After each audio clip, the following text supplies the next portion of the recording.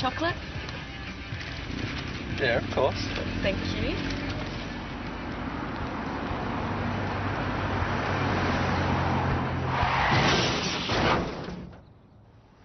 Do you have any idea what happens to you in a crash when you're not wearing a seatbelt, even at as little as 50 kilometres an hour? As the car decelerates, you leave your seat and smash into the windscreen. Shockwaves ripple through the brain, instantly damaging cells. Your body is like a pinball bouncing off the dash, roof and seats. The forces fracture limbs and puncture your lungs. Then you're likely to collide with belted occupants, severely injuring them too. The result could be severe brain or spinal injuries from which you are unlikely to recover fully.